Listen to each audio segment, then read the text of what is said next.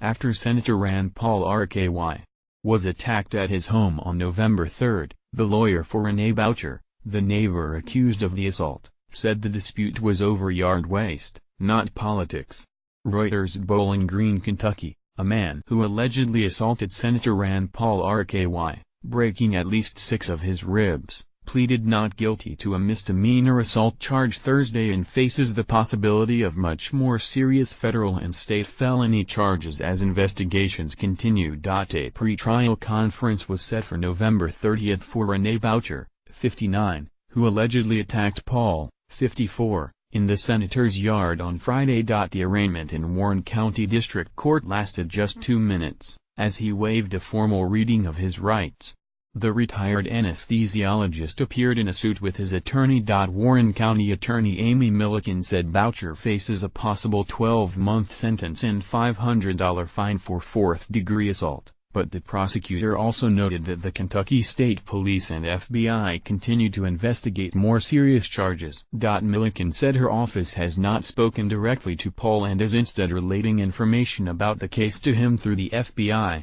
4th-degree assault is the most serious charge prosecuted by the Warren County Attorney. If more serious state charges are brought against Boucher, they would be prosecuted by Commonwealth's Attorney Christopher T. Caron. Stephanie Collins, a spokeswoman for the U.S. Attorney's Office in Louisville, said Thursday morning there was no update on a potential federal prosecution of Boucher. Boucher was released Saturday on $7,500 bond and ordered to stay at least 1,000 feet away from Paul, his family and his offices, or at least 200 feet away if he decides to go to his home next door to the senator. Matthew J. Baker, Boucher's attorney, said that his client had not been home in recent days since the incident. After the court hearing, Baker told reporters that the incident was unequivocally not about politics. The potential for federal charges are a concern.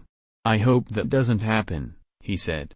But based on his research and understanding of the case, he does not think federal charges will be warranted.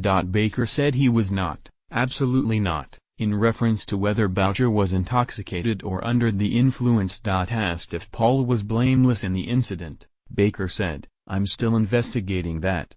I haven't talked to the senator about that. We wish him a speedy recovery," Baker added.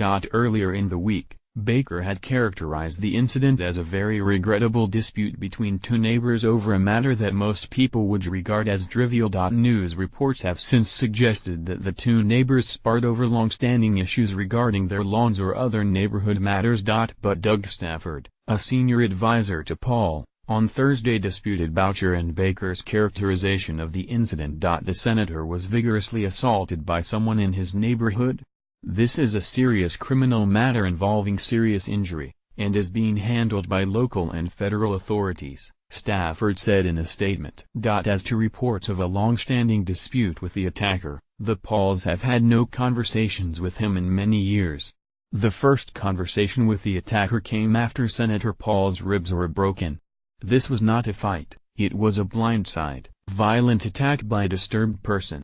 Anyone claiming otherwise is simply uninformed or seeking media attention." Milliken told reporters that state and federal authorities are still investigating the incident. She refused to comment on Boucher's motive, saying, "I don't comment on cases."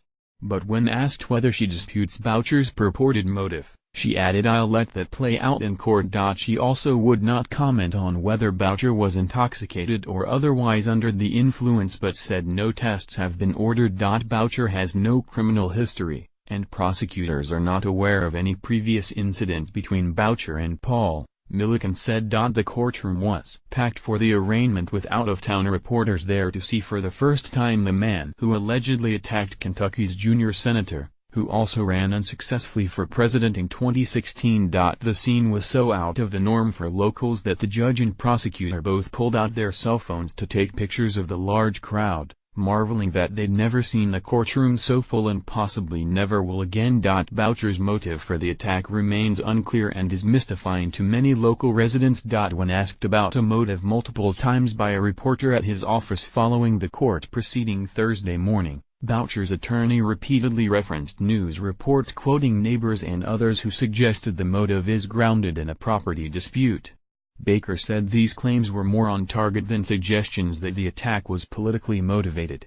Baker ignored multiple requests to explain how a property dispute could escalate into such a violent attack. A political motivation would drastically increase the likelihood of federal charges against Boucher, due to a federal law that makes it a crime to assault a member of Congress on account of the performance of official duties. That crime comes with a possible sentence of 8 years, 20 if a weapon is involved, versus the 12-month sentence and $500 fine Boucher faces. According to Baker, Paul has retained personal injury lawyer Thomas N. Carrick of the Carrick-Batchert firm in Bowling Green. Baker cut off an interview at his office following the court proceeding Thursday, citing a need to contact Carrick.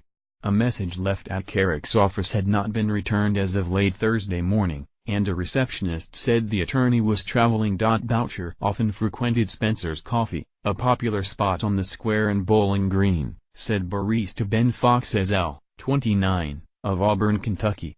Boucher's habit of wearing a beret and ascot made him conspicuous, Fox-Ezel said. Boucher often brought a chessboard and played with a friend.